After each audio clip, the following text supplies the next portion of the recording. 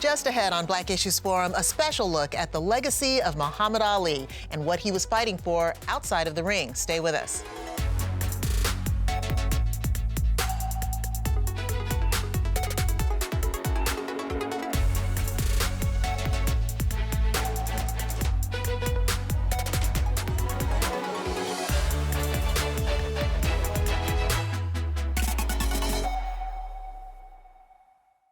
Welcome to Black Issues Forum. I'm Deborah Holt-Noel. This year, Ken Burns released an 8-hour documentary series on PBS about the heavyweight boxing legend Muhammad Ali.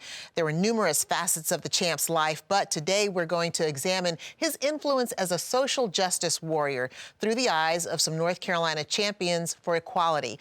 In a moment, we'll meet our panel, but first, this North Carolinian shares how he is fighting to empower communities through economic self-sufficiency.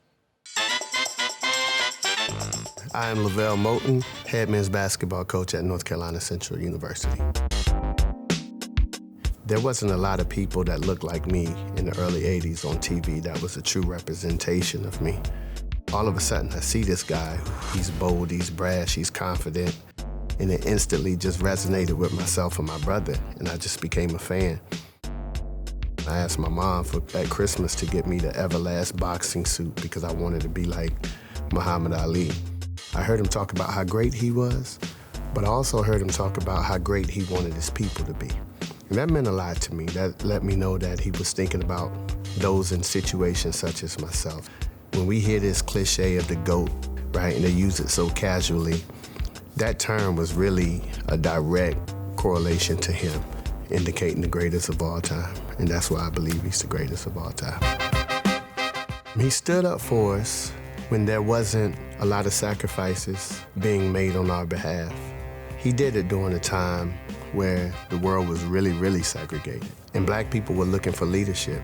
And it was unpopular at that particular time because all of our leaders was killed. The Medgar Evers, the Martin Luther Kings, the Malcolm X's. Ali gave it all up, right? His livelihood, his wife, his kids, and said, look, I'm standing firm and convicted in my beliefs. We'll go find another way, but I'm not gonna go back in that boxing ring, and I'm not going to fight anybody else's war. Outside of being a great champion and having love for self and raising your self-esteem level, what he taught me is that life is just really a real-life Monopoly board game. In order to win, you gotta have a seat at the table. And the goal is to own the homes, the property, the land, the utilities, the water, the electric, the gas. That's the goal because you accumulate wealth. My friends and I, my childhood friends and I, we started a construction development company called Arvetra Jones Development. So what we've done in certain Raleigh neighborhoods, including my own former neighborhood, Lane Street, is we went back in and we're gonna redevelop and build affordable housing. You know, I come from unfortunate situations. I was labeled an outcast. I'm from the have-nots. I know what it's like for society to throw you a curveball and wonder where your next meal is coming from. And so I always had this dream and said to myself, if and when I ever make it out of these circumstances, I'm gonna come back and have tangible programs in place to help these people because I understand their challenges and difficulties. I'm fighting for my family. I'm fighting for my kids. I'm fighting for my community, I'm fighting for my neighborhood, I'm fighting for my people, I'm fighting for my team, I'm fighting for my school, I'm fighting for my single mothers, I'm fighting for the marginalized and disenfranchised kids, I'm fighting for the voiceless. I'm the voice of the people. I guess I'm the people's champ in a way. Right now, joining us to talk about how athletes can use their platforms to fight for justice and help empower communities, I want to welcome Erroll Reese, co-host of the Sports Shop radio show, and Dr. Erin Moore, Executive Director of the Center for Racial and Social Justice at Shaw University. Erroll, you know, we listened to Coach Moton, and one of the things that he talks about is how no one gave it up like Ali did. You know, what are your thoughts on what athletes today are giving up for social justice? Well, first of all, thank you for having me. They're giving up a lot. You'll be surprised. I think that there's a vast majority of people, particularly athletes, that are making a sacrifice. My only issue with them was particularly a few months ago, during COVID and the protesting and coming out and being out front, is that let's, and I use the metaphor, let's let's make sure, I want you to take that hill, but let's make sure we understand what hill you're taking. In other words, if we're marching, if we're coming out front, really being really vocal about what's going on, let's make sure we understand what it's all about. Everybody's fighting for something. Yeah. And Erin, you know, at Shaw University, that is the home of the largest civil rights movement forwarded by students that we know of our time. Mm-hmm. And so it's really appropriate that we have you here to represent the center. But can you share some of the challenges that students face today in trying to achieve social justice for themselves, as opposed to what the kids were facing back during Ali's time? Well, thank you again for having me here, and I'm proud to be a part of Shaw University's historic legacy. And I think even though we may think that the times are different and the situation's different, what the students were fighting for in the 1960s, what Ali was fighting for, and what our students today are fighting for is the right to exist. It's the right to be themselves unapologetically. Ali said that I'm going to be a Muslim, I'm going to worship the way I'm going to worship, I'm going to fight and stand for my beliefs, and either you're going to accept me or you're not going to accept me. And I think what we're seeing right now with young people today, sadly, we've had to have the cry, Black Lives Matter. We've had to say that, yes, we matter. We have the right to exist. We're fighting so that we don't get killed and gunned down by the police. We're fighting to end gun violence in our communities and in our schools. And on a deeper level, we're fighting for an existential right to exist as human beings. You know, we're facing this, very serious climate crisis. And the young people today are fighting for their future and the future of their children and for their families. So existence and the freedom and the right to exist in your own skin, the way that the Creator has made you, the way for you to live a full life, that's a universal struggle, and that's a struggle that, sadly, we're still having to fight. So the question is, why people sacrifice and why they don't?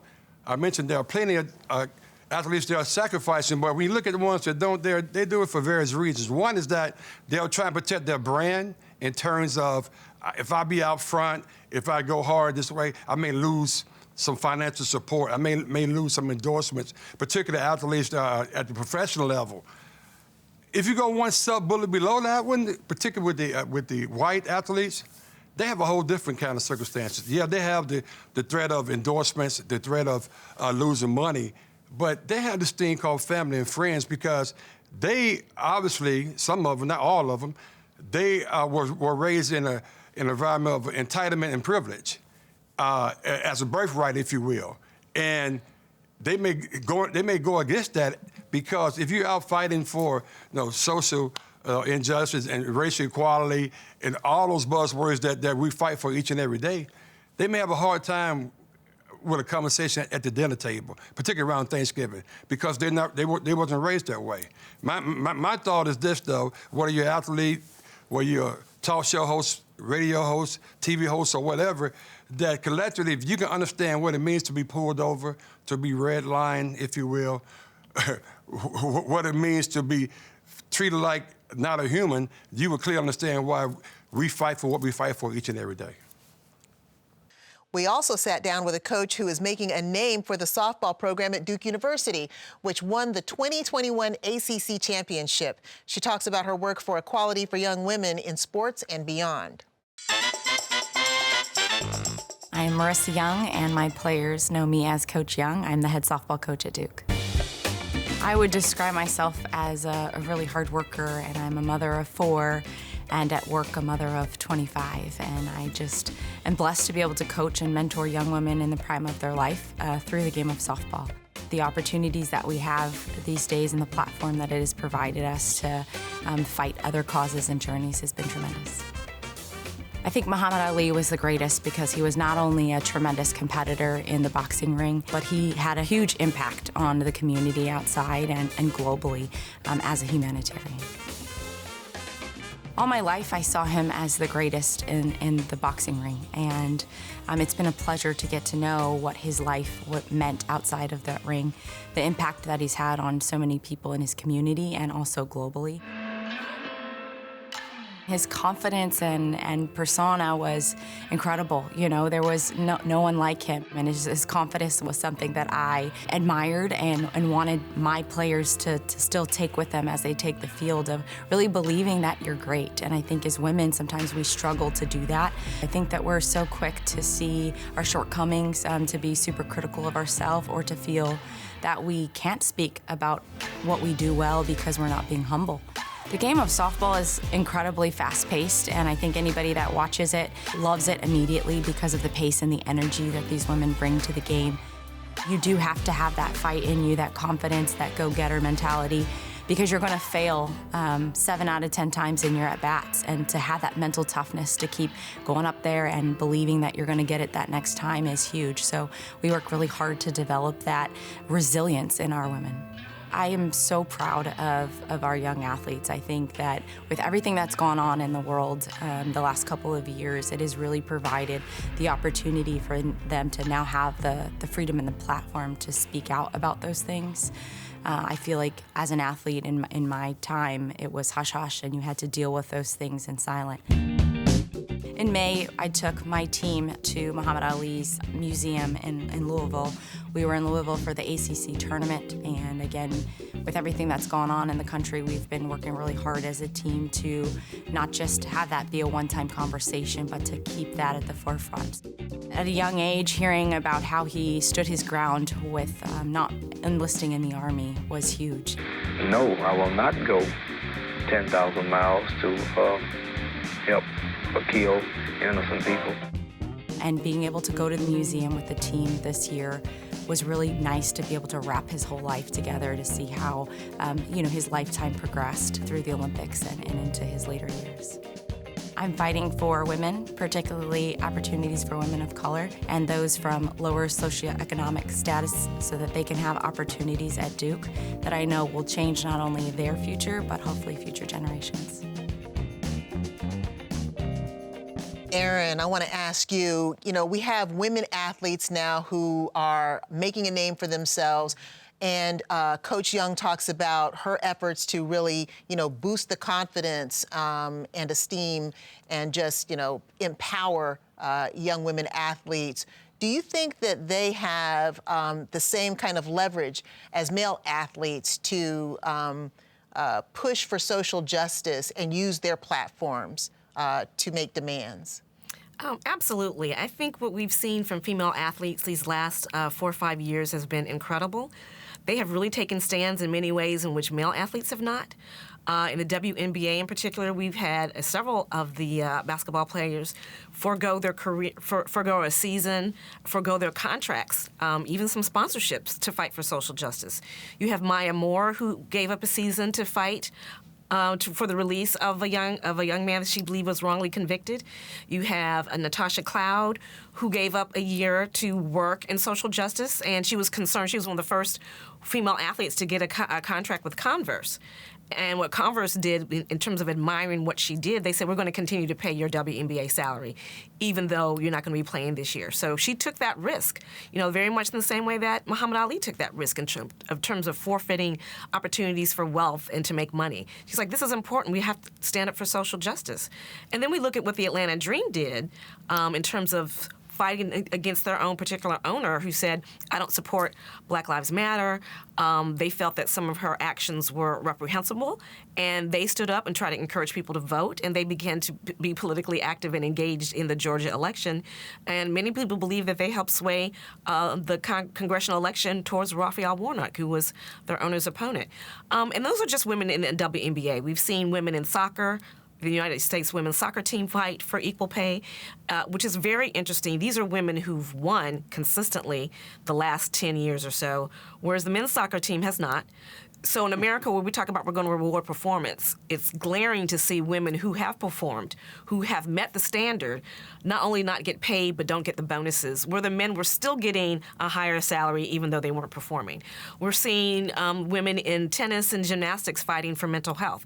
So female athletes, and this is just in recent years, consistently have been fighting for social justice, not only for themselves and for other players, but for society at large. So yes, they're absolutely leveraging their power. Very much present in that space. Erroll, what do you think?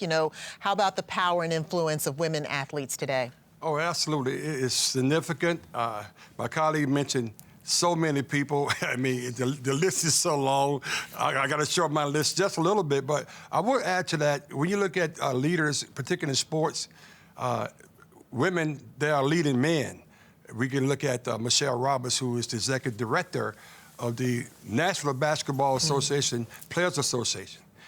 First in the history of that organization. And she's leading Swin Cash, who's the vice president of operations for the New Orleans Pelicans. And the list goes on. Several assistant coaches are now in the NBA, coaching men. So if we can look at it from that perspective, we have advanced significantly in that space.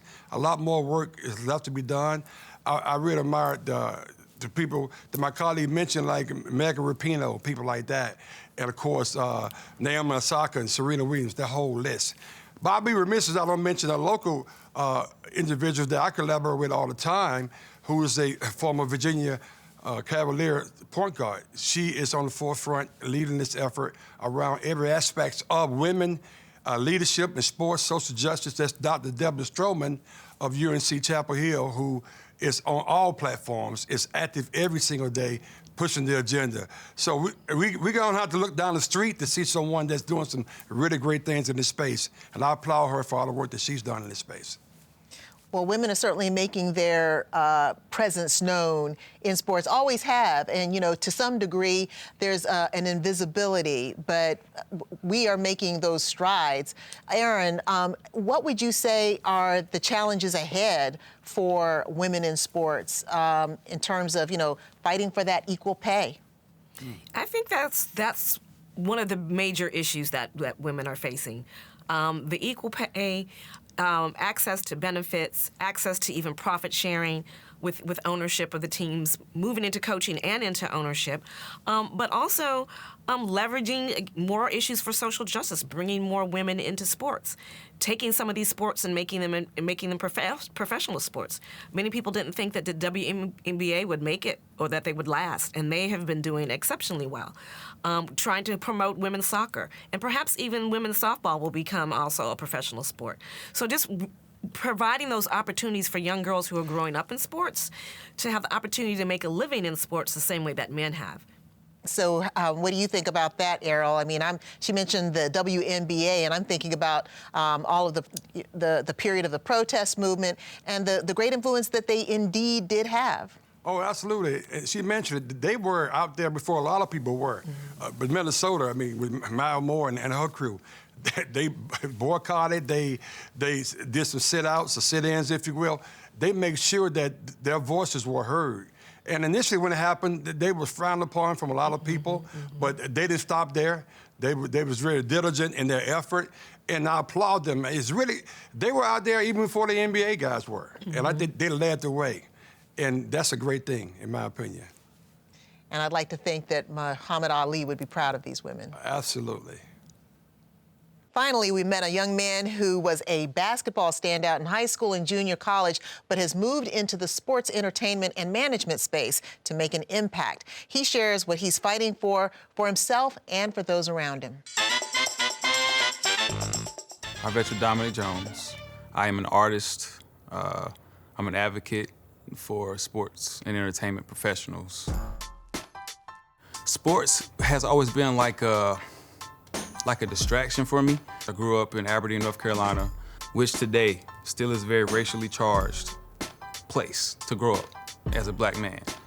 From middle school, the time I wrestled with identity, and as early as I can remember wrestling with literacy, be it finance or whatever it was, basketball helped me. It helped me surround myself with like-minded individuals who may have had the same struggles, and it also helped me to understand that, you know, I'm needed in different areas of my life. I didn't get a chance to see Muhammad Ali live. When we would be in school and I would see like highlights of him, of his greatness, how easy it was for him to maneuver different places, I felt like he was just practicing. And I found that attractive. I found that to be powerful. And then, I found out there was like one aspect of his life. I think he opened up my intellect around the sport. My life, my journey in this sports and entertainment realm started after the loss of my daughter.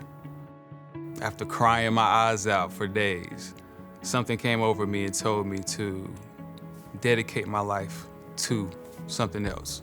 What I do right now with professional athletes and entertainers is I help them create their brand. For example, I have a girl right now who's playing basketball in Armenia. We loaded up her Instagram with professional photos. Within a month, she got an interview to go and try out. She made the team, she made the club, sent me a contract. The sport is easy. Now, what can you do after and during that that's gonna help feed your legacy, your name? Muhammad Ali gave something to us. He gave his life to us. What he gave for me was, hey, you have an opportunity, Arvetra, to do something with what you see in this light. And it's unlimited. You can be the greatest. Striving to be completely peaceful at all times, I think has helped me get answers and get things much quicker. What I'm fighting for is peace. Errol, let me ask you, are you surprised to hear that this young man is fighting for peace? Well, initially I was, but then I thought about it. From the countless times I interviewed young people, they have a whole sense of awareness. They want peace, they want equality, they want mental breaks. You know, things that we never thought about when we were that age.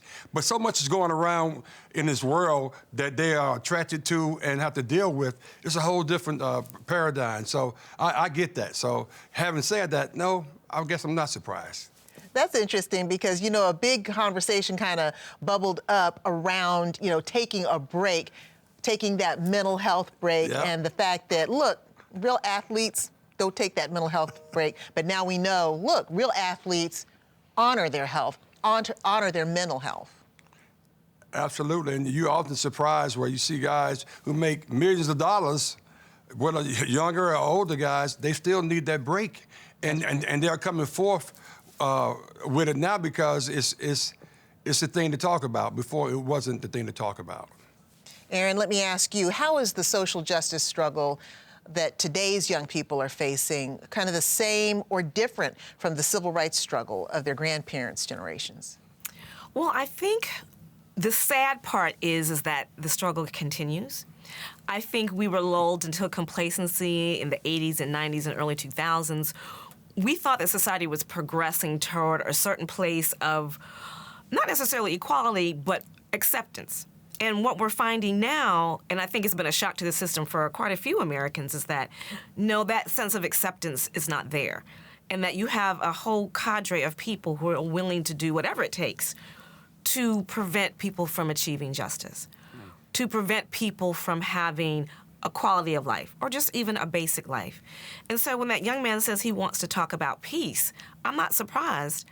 But the issue that we're facing is that there are people who don't want to have peace with you or to want to have peace with us. There are people who are willing to resort to violence to achieve their ends. And so the prayer for peace that people have during the holiday season, his wish for peace, people's advocacy and fighting for peace is real. Because we're coming into a world, or we're living in a world where people don't want you to have that sense of peace or that sense of normalcy. The sense that you don't have that right to just have a normal, everyday life with no problems.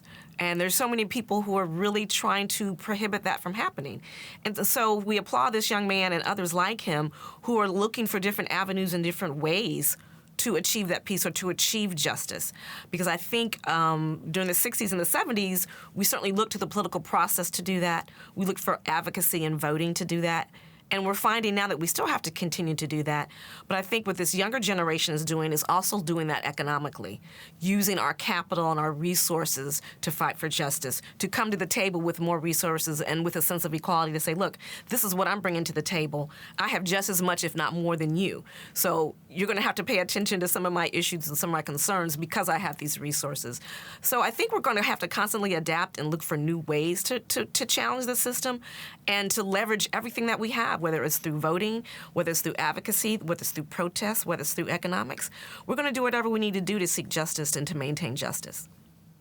You hit on all cylinders right there. And, you know, one of the things that Muhammad Ali was advocating for was economic independence and self-sufficiency. Erroll, you know, as, say, young people like Arvetra are helping people to establish that economic independence and their branding and so forth in the sports arena, is that power giving them the power to influence or break down racial barriers out there, you think? Absolutely. That's a great question because as we sit now, name, image, and likeness is a real thing, particularly with kids in college, where now they can make a living. And you don't have to go to corporate America to do that. It could be a restaurant down the street or a mechanic shop down the corner. If they want to invest in you, you can invest in yourself. So now, as opposed to playing your sports, various sports that you're playing, you can make a significant amount of money. And we've seen that being played out right now as we speak. In some of the larger environments, in some of the Power 5 schools, but some of the HBCUs, they're taking advantage of that opportunity as well. So I clearly understand what the branding aspect is. That you branding yourself, you're your own corporation. And I love to see that happening that way. Well, Erroll Reese, Dr. Erin Moore, thank you both for being here today. Thank you. Thank you. Enjoyed it. I want to thank all of today's guests, and we invite you to engage with us on Twitter or Instagram using the hashtag Black Issues Forum. You can also find our full episodes on pbsnc.org/Black Issues Forum or listen at any time on Apple, iTunes, Spotify, or Google Podcasts. For Black Issues Forum, I'm Deborah Holt-Noel. Thanks for watching. Quality public television is made possible through the financial contributions of viewers like you, who invite you to join them in supporting PBS NC.